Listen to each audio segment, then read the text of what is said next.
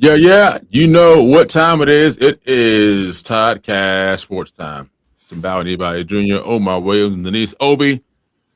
And we're at a monthly for the summertime podcast, Sports Show Talk. So this is our July podcast. Again, you can catch us every Monday or Tuesday live in the evenings or catch the replays here on our channel. Please like and subscribe. Tell others about us. Talk about sports from the fans' perspective. That's what we do because we are fans as well. We have our own perspectives, but we also have knowledge of the game. And again, the eye test tells you a lot. There's a lot to talk about today. So let's jump right in to talk some NBA news. A lot going on with the NBA. As of right now, NBA has had a lot going on. A lot of trades that have been happening. And we're going to jump right into some trades right now. LaMelo Ball being traded to the Timberwolves. Giannis Antetokounmpo traded to the Miami Heat. Didn't see that one coming. Jaylen Brown traded to the Sixers. And the Sixers, in return, get Paul George. We'll kind of dive into a few details of that one. And then Wemby signs a $252 million contract extension, which is actually $51 million less than the max deal he would have signed. We'll get into the details of that as well. And then, of course, LeBron's next decision. What's new? All right. Let's dive in first. Before we do, anything y'all want to talk about real quick? Anything, how y'all been doing? What's your weekend was like or how things going? Anything y'all want to get into real quick? Or we good to just kind of jump in? Yeah, we can jump in. I'm good. Jump in. Jump in. All right, here we go. We're going to jump in. LaMelo Ball playing with the, Charlotte, and now being traded to Timberwolves. Timberwolves kind of got, some picks to go along with that. I think in the long run, Charlotte may get a good end of that one with some picks. But I think in the short run, maybe not the long run, but the short run, Timberwolves have a legit chance to now get to the NBA Finals. I'm not saying that they will. Next 5 years, they may get there once or twice. They may. But I'm not. It's not like it's going to actually happen kind of thing. But I look at it. LaMelo Ball definitely gives them a point guard because they were definitely looking for one that takes the ball out of Ant-Man's hands so he can kind of continue to be that secondary ball handler, not the primary ball handler. You must be creative and move around, have the defense kind of have to follow him rather than eye in on him with him having the ball in his hands and see where things go. So LaMelo Ball's trade. What do you guys thoughts on the LaMelo Ball trade going to Timberwolves and kind of to a degree, leaving Charlotte kind of hanging without having I don't want to say a legit point guard, but a point guard of his stature help that team along. What are your thoughts? I think Charlotte bailed kind of quick. They were up and coming. LaMelo was one of the leaders on the team, and they were up and coming. I guess they bailed. They didn't give it a chance to. They didn't give it a chance to cook. They took it off the heater, off the stove too quick. So maybe they just feel like with the competition out there, we got to make some moves now. And I don't know behind the scenes stuff. I never heard anything about LaMelo Ball being like a cancer or nothing. But maybe they just said we can't do it with this guy. And let's look out for the Timberwolves. I think on their side they get a pure point guard. I'm not sure what his average of scoring is, like how much he drops per game, but I don't know if he's a necessarily a facilitator, or is he a point, or is he a ball hog? Or is LaMelo Ball is a passer. He's a passer first. He's a passer first. I think he averages, and you correct me if I'm wrong, look up the stat. I think he's like 17 a night, I believe. But he also is averaging probably, he's a double guy. 4, 5 assists a game. I mean, depending on a game might be up there, but I mean he is a passer first, scorer second. But with that Charlotte team, he definitely needed to be a scorer. Right. With the Timberwolves, he doesn't have to be a scorer, that's just taking pressure off of Anthony Edwards, whether he's sitting on the bench or he's being double teamed, and now there's another threat on the floor that's not just Anthony. So Yeah, I think that's he'll be. He's a great additive to the Timberwolves. I believe. Great point guard ad. Denise. I was gonna say, as a Knicks fan, glad we have Cat now. So I think for the Timberwolves, I think he's just gonna be a great asset. I do also agree that maybe they just kind of, because in my opinion, I thought they were gonna kind of like build around him and kind of give him the time to develop. Because I mean, he has a talent. It's just all these trades are not helping him. But I mean, I'll give him time. I'm not saying he's the worst player, but I'll give it time. I'm not gonna count him out. Okay. I mean, overall, I think that the Timberwolves at the better end of the deal. So Yeah, we'll see for what sure. happens. For Yeah. sure. Giannis Antetokounmpo, the Greek Freak, traded to the Miami Heat. The Bucks, of course, got some picks there for him. I can't remember who all went to Milwaukee. Of course, it wasn't. In my opinion, you had to give up something, some players and picks for Giannis because he's again top 5. The Miami Heat, it definitely boosts their chances to get to the NBA Finals. The Heat already had a pretty good team already. A team that probably wasn't going to make the finals no matter what because they didn't have any next level players to get there. Bam Adebayo, he might be an upcoming star, and there's arguments out there about that. For Miami, he was Miami's star, but he wasn't the guy to get them over the hump to get them anywhere. Now they got Giannis and him, Tyler Hero, and that cast over there, so they have a chance now. I think that Miami will definitely be a force to be reckoned with in the East. But again, I'm not punching their ticket to the Eastern Conference Finals or to the NBA championship. But they definitely have number one, a champion in Giannis, who's already got a championship already. And I kind of feel like Giannis is where he kind of wanted to go. I think outside of New York, Miami, and maybe Boston, I think he's where he kind of wanted to be out of those three. And I think he's going to be happy playing under the watchful eye of Pat Riley, who's always kept Miami in the mix. So, what are you guys' thoughts on that trade? I believe if this trade, I'm gonna say this. I think this NBA Finals has changed the trajectory of the big three model, or that star after star after star, and we're just gonna go to the championship. So if he can go down there, blend in with the guys they already had, everybody have a role, I think it'll be a great trade. But if they're going on some all we needed this superstar additive to add to Bam, would you consider Bam a superstar? Maybe. His girlfriend. His girlfriend. That wasn't the question. That wasn't the question. But if you consider him a super, like again, if they're going to try this big three or big four or whatever they have down there, I'm not sure if that's the way to go anymore.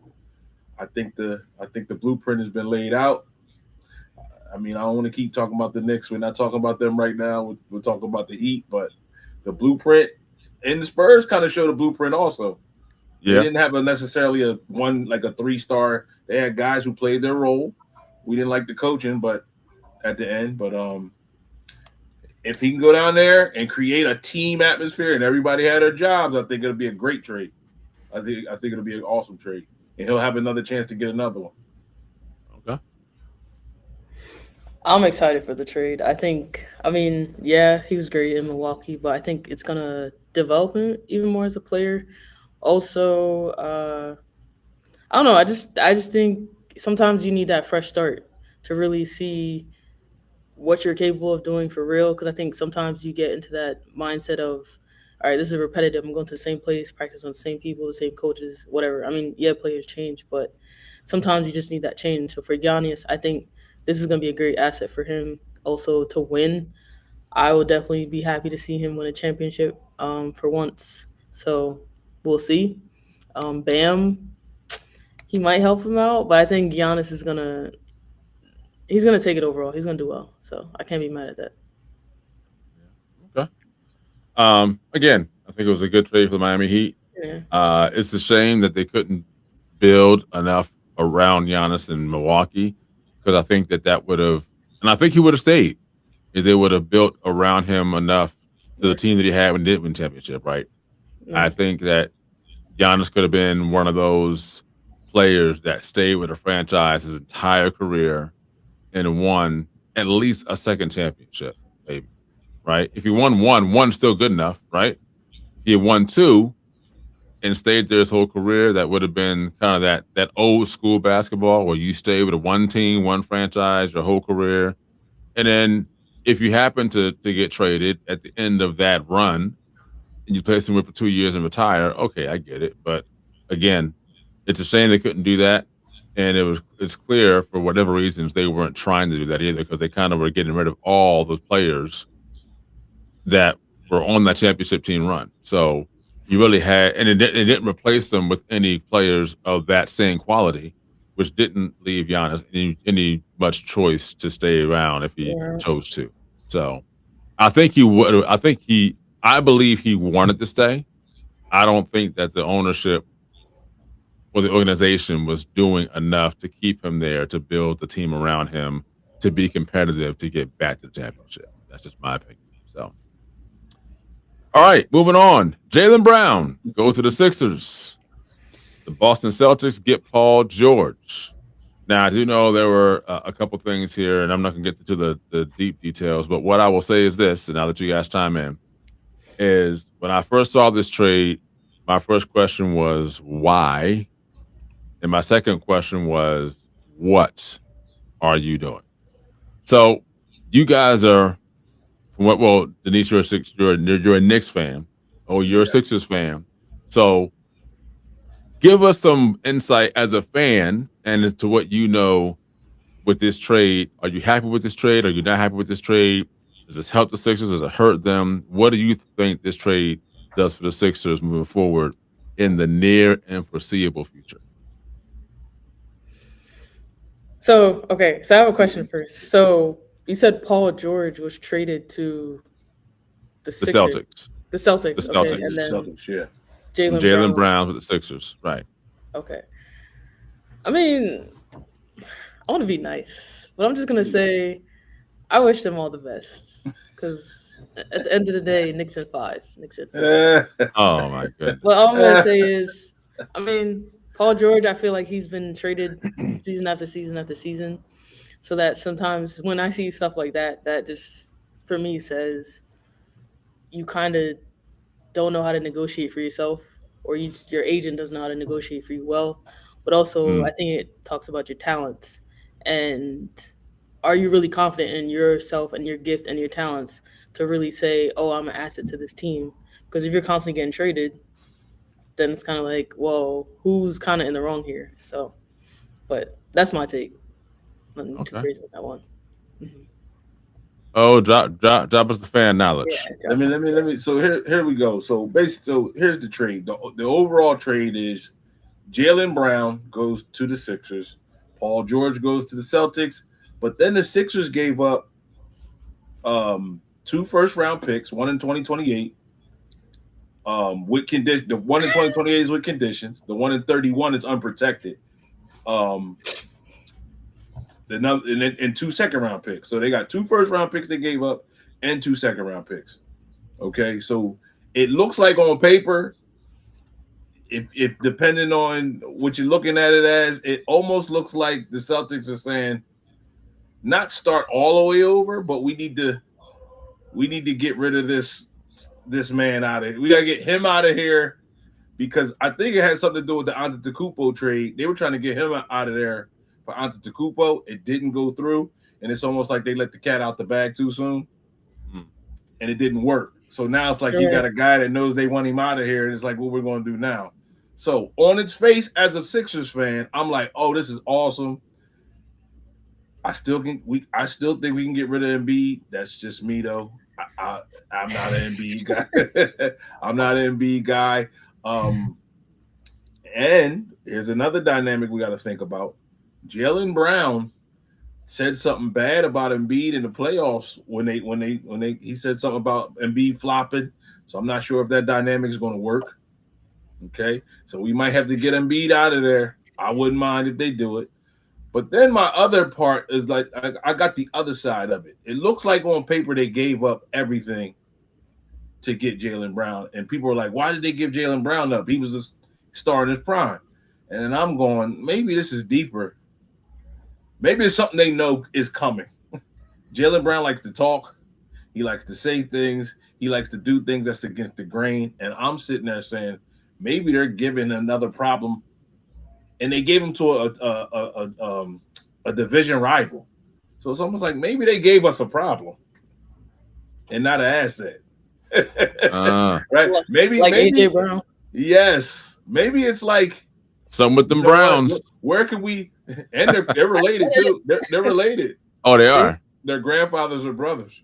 Oh boy. But yeah, it's like let's give them our problem, because we know some things that are coming. They're not out yet, but there's some things coming down the line.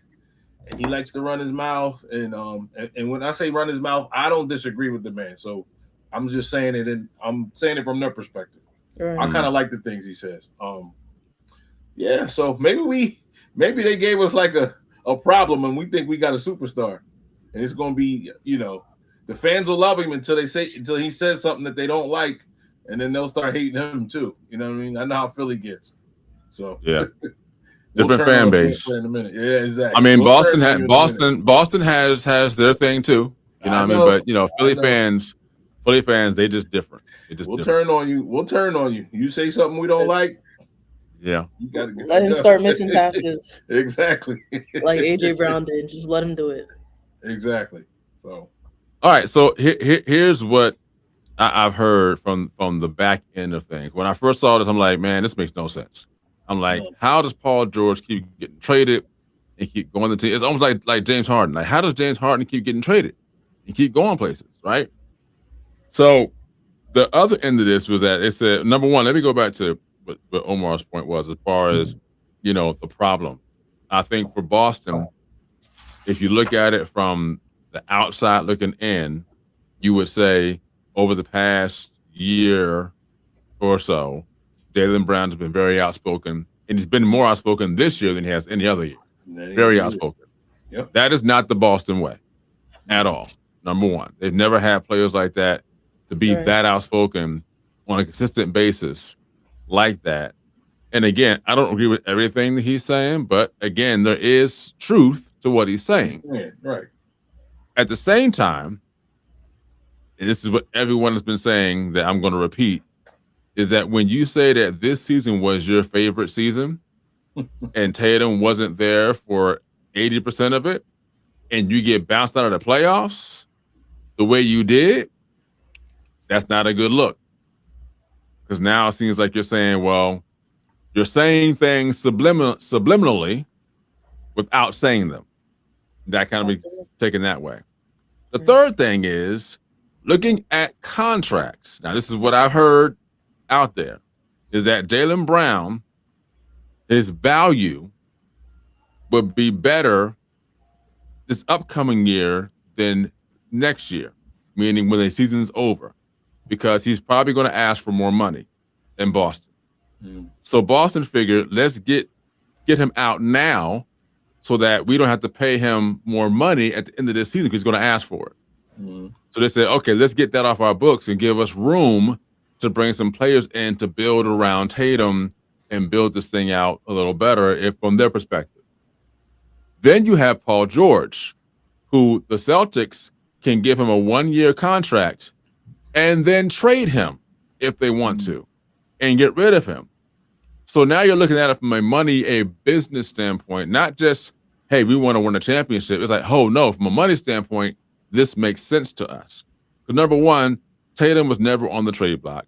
He never will be unless he does something really outrageous and crazy. Jaylen Brown has always been talked about in trade talks, even before this season. He's been talking about trade talks for the past probably 4 or 5 seasons. No matter what his play was, he's been talked about it, right?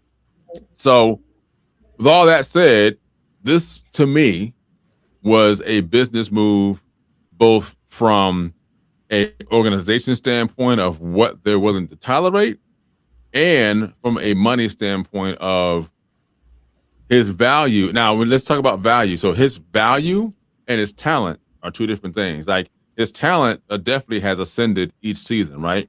But that's not his value. His value is, what is he worth to us, staying or leaving money-wise? And they felt as though, from what I've heard, the Celtics felt that if they got rid of him this season, that would help their money situation to get more players in the following season, rather than having to pay him more money and then not have enough money to bring more players in to help the team continue to grow and building towards that championship again, right? So those are the details that I've heard. All that said, I think people can say that. Overall, I believe, like Omar said, there could be an underlying issue that we may see later coming down the line. Yep. Now, again, his talent is going to continue to ascend until he hits his peak. That's going to happen. He's going to be a great player for whoever he goes to. That's going to happen. But if there are issues and problems down the line, that will then start to mess with the cohesion of the team. And then we got to see if him and Embiid are going to work out together, because we know there were some things said before.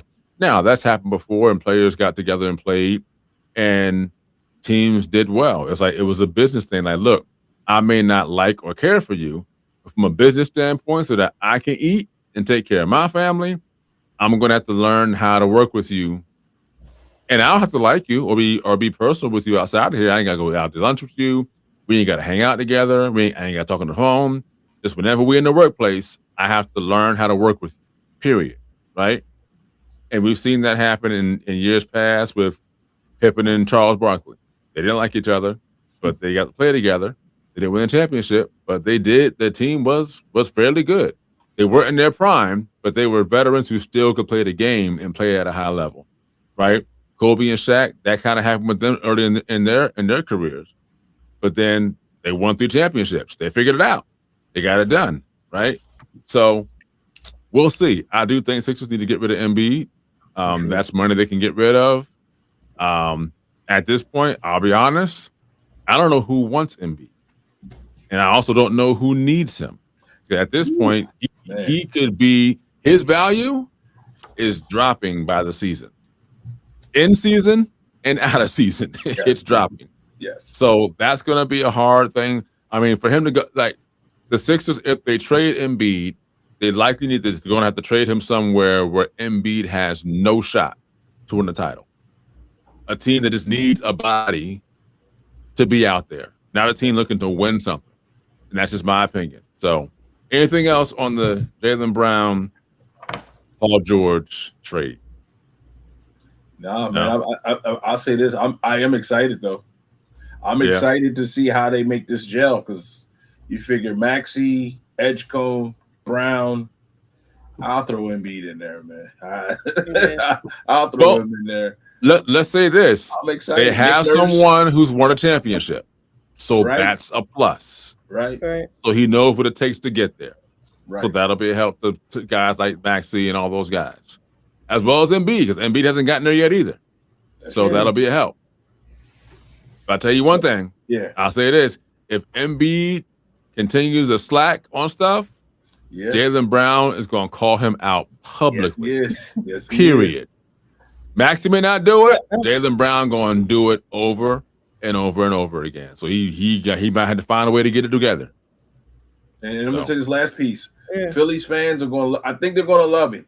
As long as he don't say nothing, get into other topics outside of sports, I think they're going to love him. I think they're going to love his play ethic. They're going to love what he brings to the table. And I just think the fans are going to fall in love with Jaylen Brown. I just know it. Unless he, like I said, he starts talking about other things outside of sports, the fans are going to love him. Cool. All right. We're doing a lot of NBA today. A lot to talk about. Yeah. Wemby signs a $252 million contract extension, $51 million less than what his max deal would have been. I believe that Wemby did this because he saw what New York did. And he said, I'm going to leave some money on the table so we can get some more people up. For my boys, yeah. He's still young. He still has a lot more money to make. He don't need it right now. And what he's getting is already a lot of money. And I think he did the smart thing by saying, hey, if we can get some role players in here to come in here for, 15 mil a piece, man, let's do it. So I think that was a smart move. That was a good move. He's got some maturing to do in his game, some maturing to do all around. He's 22 years old, right? So San Antonio is going to be around for a good minute with him on that team. They're going to build around him no matter what. So San Antonio, they're here. They haven't crossed over yet to win it, but they're here, and they're going to make some noise. So any thoughts on Wemby's signing of his contract before we move forward? Denise, like you want to say something? I'm just glad to know the Knicks feel like Wemby's a threat. Well, they feel like the Knicks are a threat. But I mean, I understand it. He is a great player, and he did show his defense and his skills during the championship. But I mean, overall, the best team did win, so I can't complain. But I mean, I'm happy to see what's next for him in his future, and I'm glad they didn't do how they just did to LaMelo Ball. They didn't just you lost this, all right, let's time to trade you, but actually plan to develop around him, which is what I like. So I can't be mad at it. Anything you got? Yeah, man. Just for every player that's in that superstar status like Wemby and Jaylen Brunson, take heed to what these guys are doing. The difference between 300 and 275 is nothing. You can buy the same things. So leave some on the table. Right. Don't eat all the food. Leave some on the table for the other stars to come help you out to win it all. Outside of that, take heed to what they're doing. These guys don't need it. These newer generation guys are I'm trying to win again. Right. I'm done. My family's fed. It's 275, 300, 325. It's all the same. Yeah. I know that sounds easy for me to say, right? I don't have it. Yeah. But yeah, it's all the same. It all spends the same. So yeah. Soon. Don't eat all the food off the table. Get some other guys to eat with you. Yeah. Yeah, and the thing is too, man, when you start getting to that amount of money and you look at your career, it's all right, what's the long game? Yeah. Once you're hey, man, look, to be honest, if you manage your money correctly and you manage your career correctly, I'm there's a lot to be made on the back end of your career, right? So, again, props to him and his team, because I'm pretty sure it wasn't just a him decision, it was a team decision. His team helped him make that decision. I think one thing we got to understand is that these players aren't making decisions on their own. They have a team of people that help them make these decisions. And so props to his team, props to him listening to his team. And again, San Antonio, they're going to be a team that's going to be reckoned with over the next 10 years. He's going to be there for a long time. That's a good point you make, though, about giving up the amount of money you make on the back end. The 20 you give up on the front end could turn into 60 on the back if you win, right? Exactly.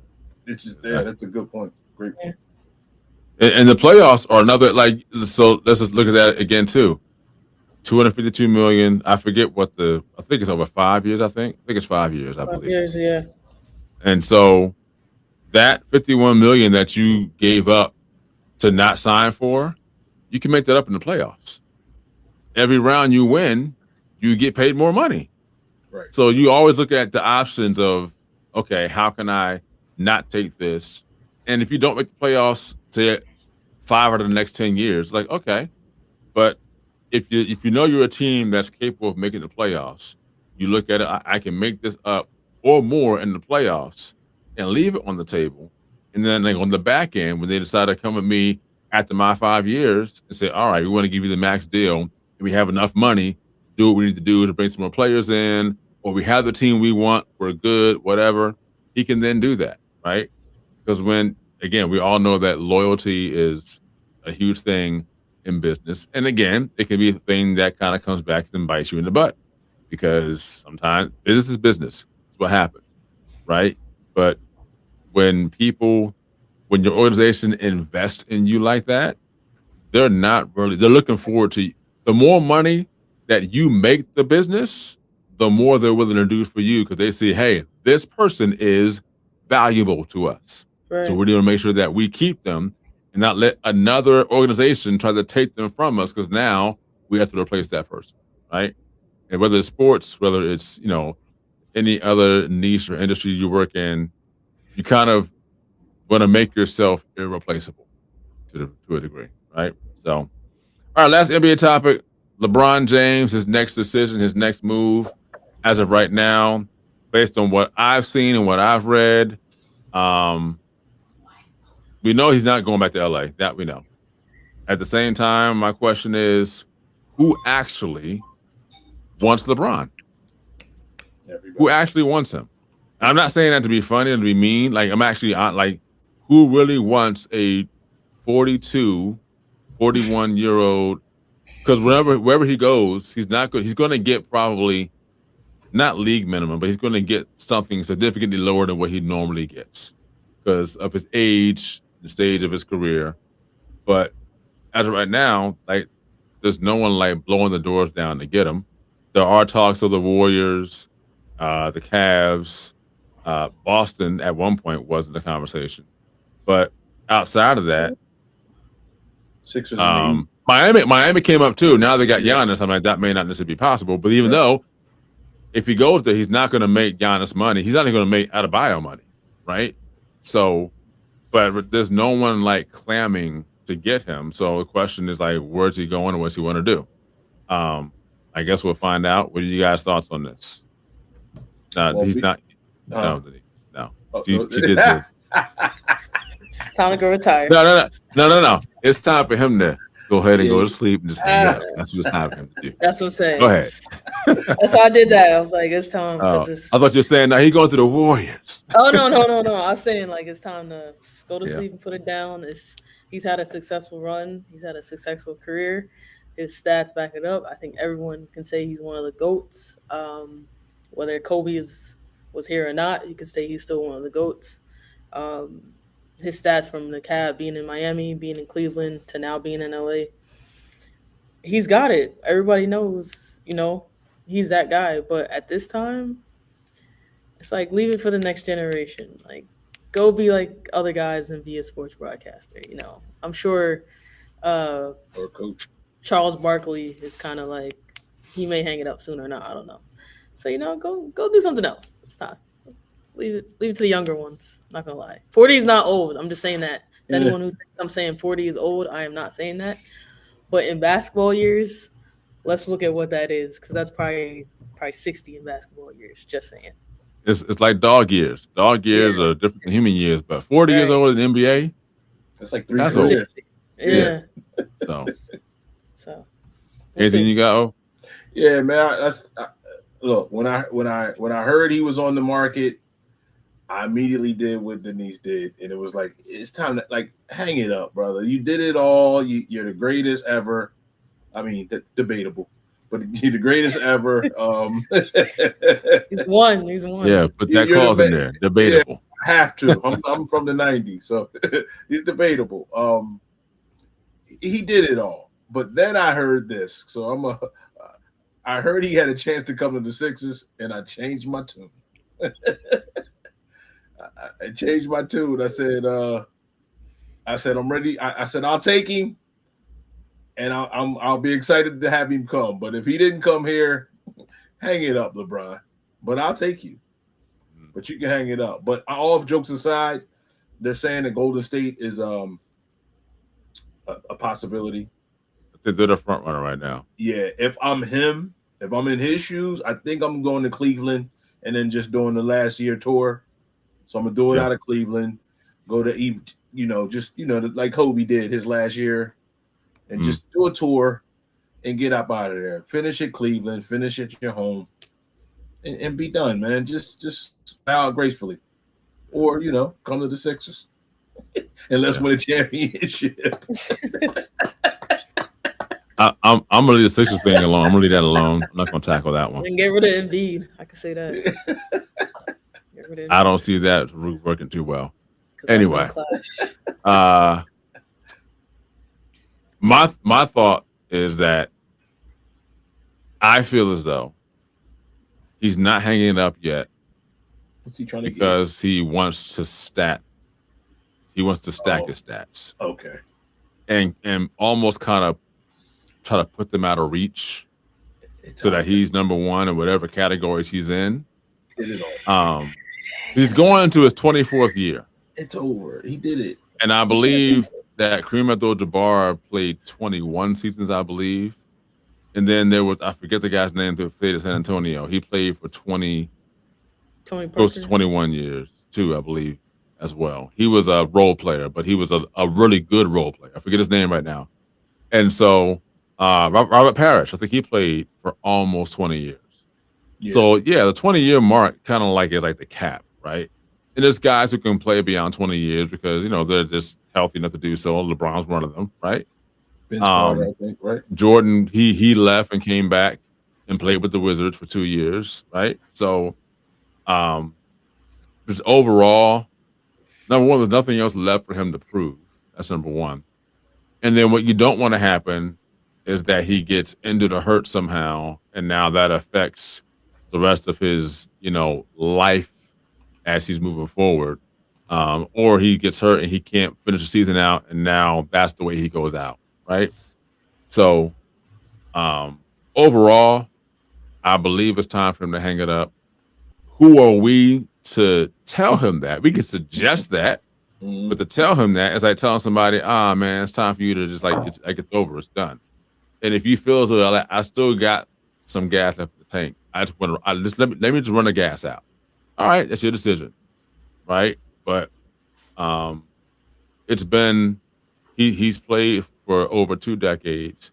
He's played with other players' fathers when he was coming into the league. So it's like he played with, Gary Payton, Gary Payton Jr. He played with, all these guys who played, and then now their sons are playing. It's like, so it's been a great career. Like he could try and do 25 to make it like a silver kind of thing if he wants to. I think that's pushing it, but again, and also too, people have said it could be ring chasing. I think at this point in time, the ring chasing thing is over. I don't think LeBron's going to win another championship, even if he goes to Golden State. I don't see that happening.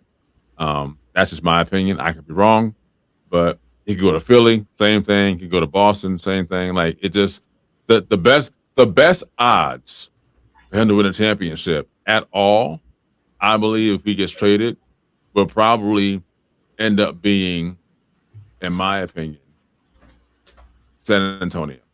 But San Antonio have to give up a lot to get him, so that probably wouldn't be a good idea. New York have to give up a lot to get him. That wouldn't be a good idea, right? So any team that needs to give up. Now, again, he's not getting what he normally would get.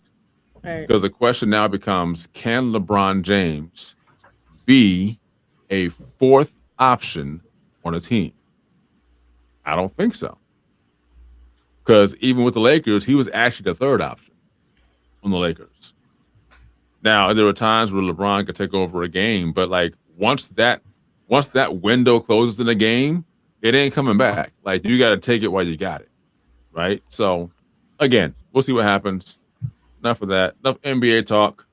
Let's go to the World Cup.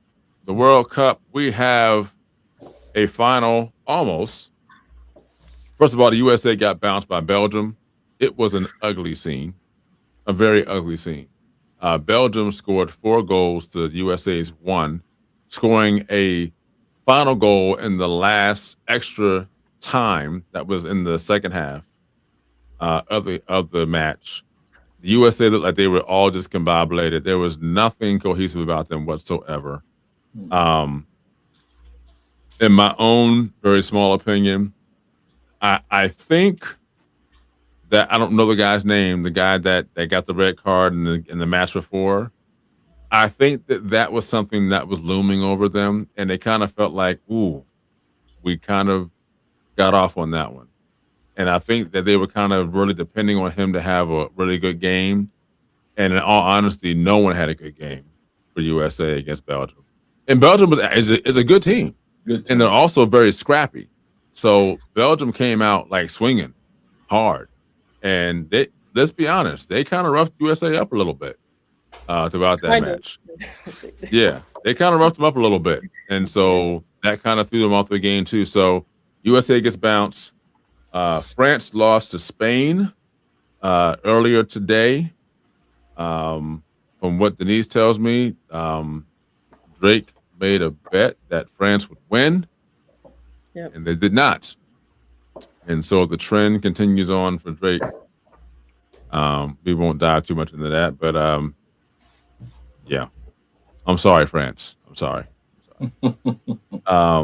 England plays Argentina tomorrow at 3 p.m. So the winner of that match will play France in the World Cup final on Friday. And then, yeah, let's stop there. And so any thoughts you guys have on the USA getting bounced, France losing, and the match to come between England and Argentina? I think overall that USA match, we did deserve that loss. I'm sorry, but we did. First of all, our best player, Christian Pulisic, he was injured, and they brought him back too early into the season. So obviously, he's our best player. So what you do is you bring him back into the game, and it's like he's not really there. He's not really 100%. So at the same time, that cost him. Cost us the match. Belgium, I think with the whole thing about the red card, obviously that, to be honest, I didn't think the red card should have been revoked, but it is what it is. I'm not in a leadership role for this country, so I won't say anything else. And Belgium came out swinging because they knew, okay, get us back, and that's what they sure enough did. One of my favorite players who plays for Belgium, Romelu Lukaku, he didn't have his best game, but I think he was one of the ones that came out swinging too, because they knew that Belgium was, or that the USA, they needed to get revenge for everything that happened with the USA. So that's what my point is so far. Okay. All right. Anything you go? Yeah, just real quick on that Belgium USA game. I watched it. I told my son 5 minutes in, I said, you could just tell it wasn't, USA didn't have it. They didn't have what it took. Like they couldn't get anything on offense going. They were playing on their heels. It just wasn't. It didn't look good. Like I said, I don't know the players like Denise does. I'm just enjoying the good soccer. So it didn't look good from the beginning. And then look, what was the score? 4-0? 4-1. 4-1. Right. Yeah. So yeah, that it just wasn't it for them. So they didn't have their best game. Yeah, I kind of felt it was over when Belgium went up. When USA scored off that free kick, and then Belgium scored less than a minute later, I was like, this game's over. Right. Because then that momentum swing, it just went right back to Belgium. And I'm like, you cannot allow that to happen. Yeah. Not to mention their defense was lackadaisical. Like, terrible. You're at your own goal, and no one went for the ball, and then they just score. And I'm like, nah, this is done. I'm like, the score might be 2-1. I'm like, but no matter what happens, Belgium's probably gonna win this game. It didn't look good. And then it just from there, it just got ugly. So, but France lost to Spain, and then England plays Argentina tomorrow. So everyone that'll be at 3 p.m. I believe it's on Fox. So that is a plug. So make sure you go watch that game, because that should be a great game to see. We'll see if oh my gosh. Is it Messi? Messi. Yes. If Messi gets into the World Cup final, and see if he can take his team to play against France. That'll be going back to back if he gets there. Spain. Yeah. If Messi gets in again, that'll be back. If he gets in and wins. Yeah. Yeah. If he gets in, yeah. Yep. So with that said, because we're not gonna meet again. So who do you think is going to win? So we got Spain's already in. We got England, Argentina, who have to play tomorrow. I think that Argentina and Spain are going to play, and I think you're right. I think that Argentina has a chance to win it. Not that Spain doesn't, but I think that Argentina momentum, or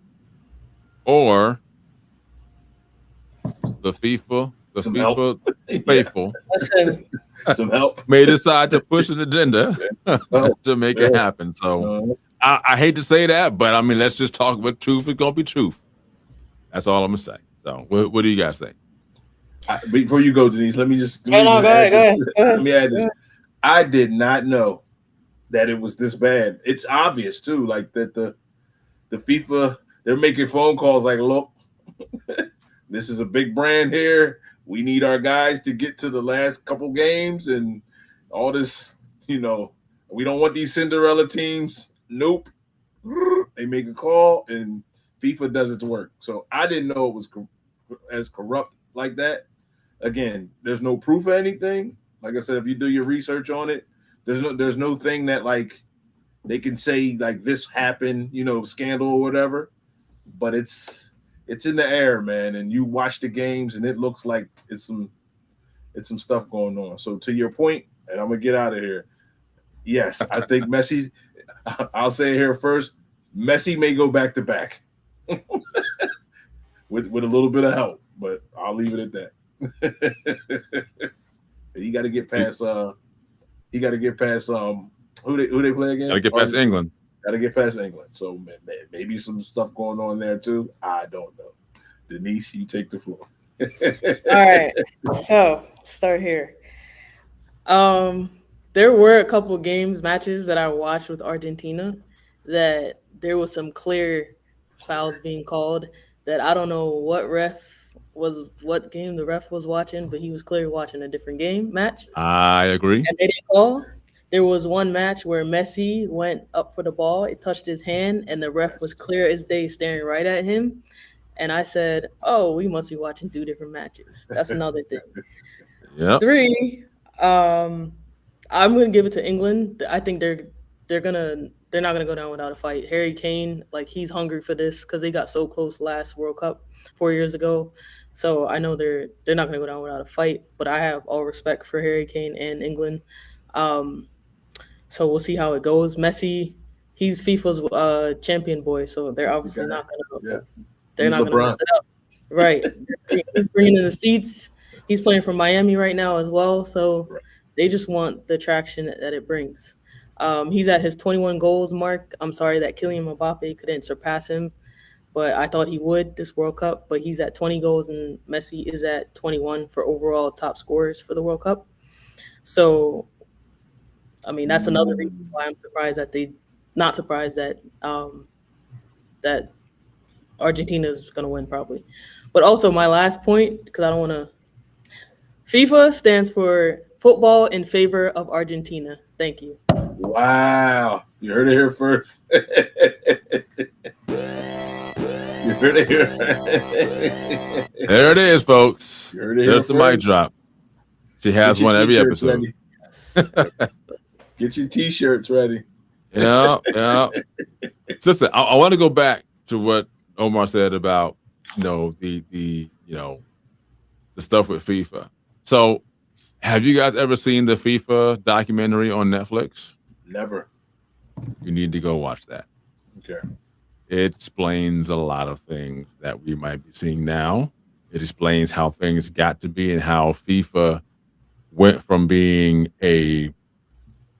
not a family organization, but this is our pastime, our fun time.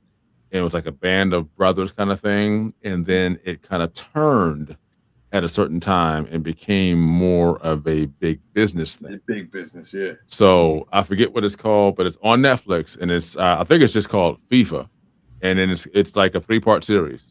You might want to go watch that. That might have you change your thoughts on what you might have thought FIFA was. Let me add this fun fact too, and that I just found out. So like to get FIFA, like okay, so say you're the Dallas Cowboys arena with was it AT&T? You got to pay FIFA to come there. Like it's not like FIFA says, "Can we use your stadium?" You got to pay FIFA, and then you got to take off all like logos and things that say your stadium. Yeah. So like when the cameras are around, it's all FIFA. Like this is FIFA stadium for this time. FIFA owns your stadium, and you got to pay them. So it's like what kind of big business is going on here?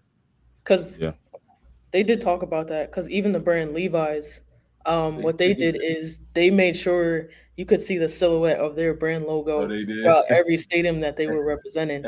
So you kind of knew, okay, this is covered up by FIFA, but you knew, that's It was Levi's Levi. brand because you knew the silhouette. So I respect it. Is that brand that big? Wow. I'm sorry. Go. Yeah, no. So the documentary on Netflix is called FIFA Uncovered.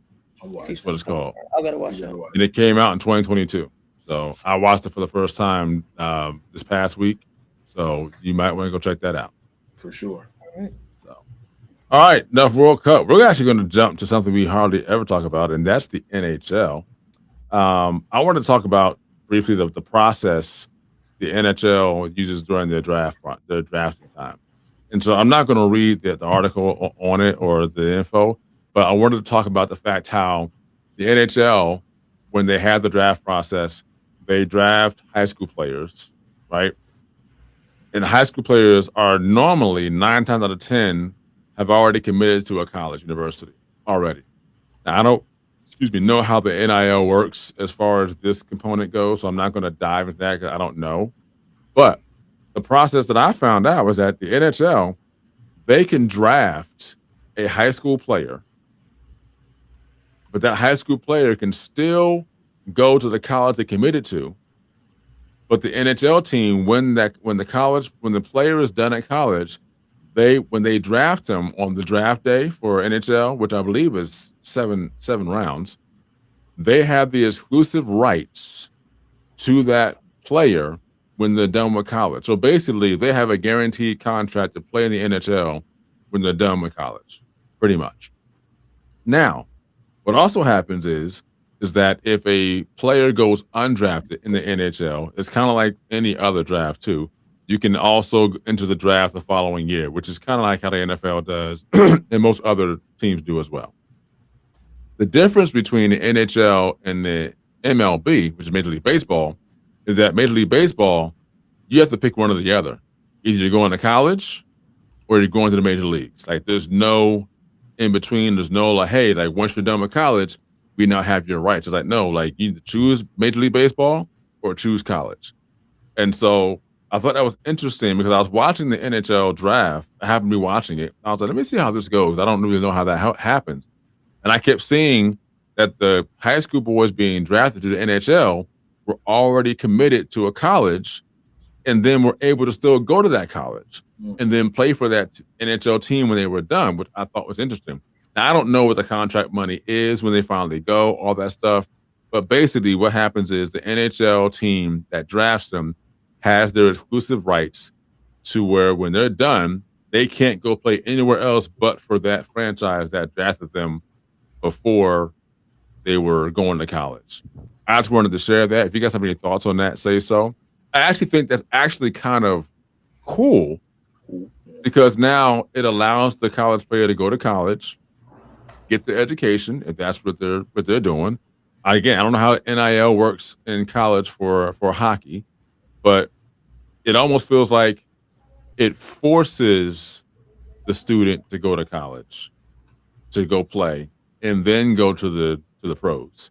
And again, I don't know the entire process, but I thought that was interesting. If you guys want to kind of comment on that, you can. If not, you can just continue to move forward. But let me know if you guys have any thoughts on that.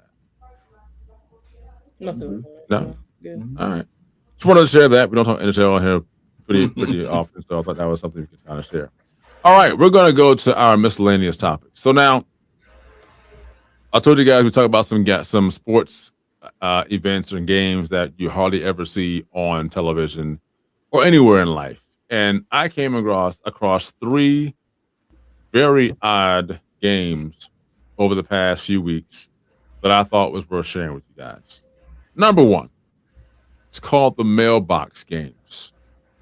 The mailbox games consist of a boat that's moving at an X amount of miles per hour. It's kind of like a boat you would see people on, and there's windows on the boat, and it's kind of like you could be on there. It's like a ferry, kind of like a ferry boat. And this is actually, from what I saw, it's all females.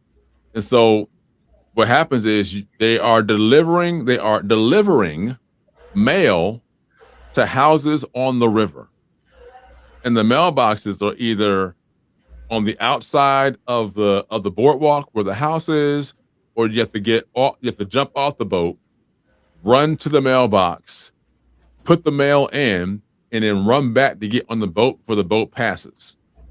So every athlete has a life jacket on. So if you run to the boat to get back on the boat and the tail end of the boat is passing and you run to jump and you miss the boat, you fall in the water. So the life jacket keeps you afloat, right? Mm.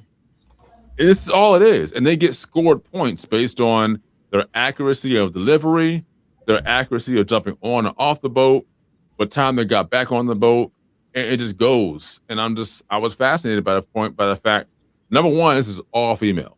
And they're all young females. They're like probably in their teens or early 20s, right, that are doing this. And I don't know where this took place at. I want to say, I can't even say, because then I'll probably be saying it wrong. But it was all lakeside residencies and mailboxes. I think this is on either the Ocho or ESPN News. If you ever get a chance to go, just check it out.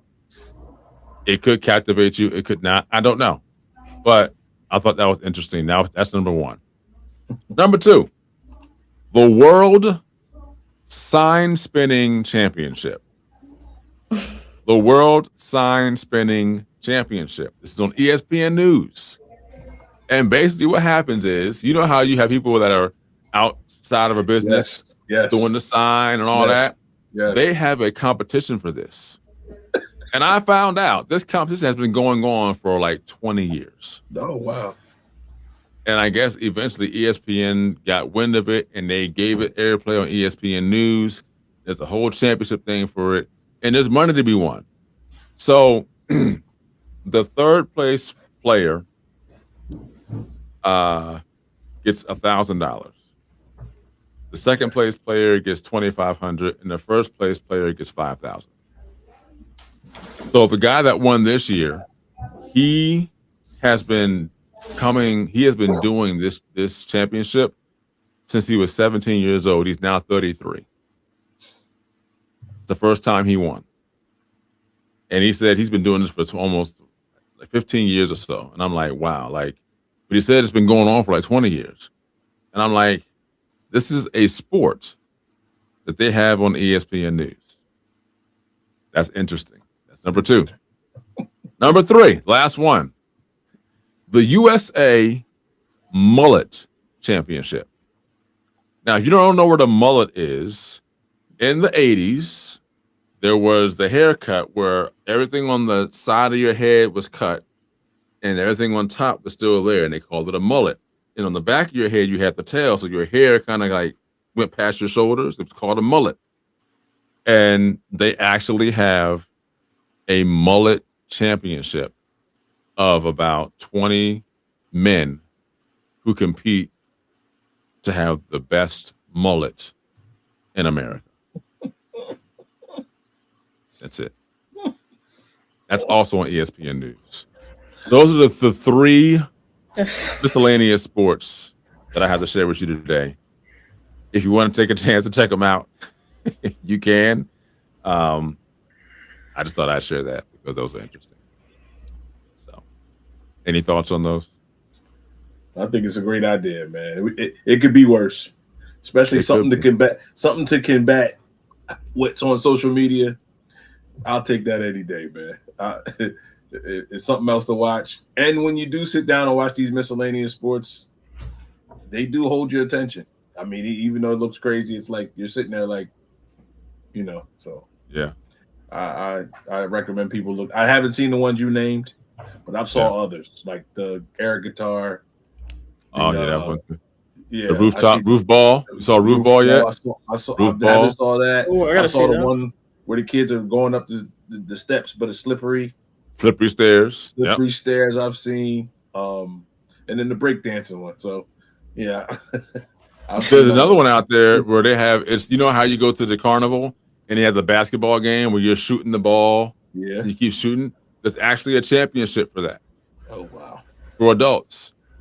Wow. And they have it. They have the top 8 players that play in this gym, and there's just there's 2 of them, and they just go at it until the top person wins. And it's on ESPN News or the Ocho. So that's another one out there. So it's just people are finding things to create sports and create competitions and become athletes on their level. Right. So, and ESPN is championing these things. So, I mean, hey, give them credit. They give people some things. I'm just kind of like, who found time to give this airtime? I don't know. I don't understand. But it's out there. Well, I like to call them wacky sports. So, but it is what it is. All right. Anything else before we go? We good? Yeah, good. All right. So again, it is summertime, so we're doing this once a month. So we'll be on again in August sometime. Again, you can subscribe to Toddcast Sports podcast. We are on usually every 2 weeks, Monday or Tuesday night. Again, for the summer, we're doing once a month. So you got to subscribe so you know when we're going to be on again. That you can catch us, be on, be part of the conversation, and things of that nature. And once again, thanks for joining us. For myself, Omar, and Denise, thanks so much, and we will catch you guys next month. Until then, we'll talk to you later. Have a good one.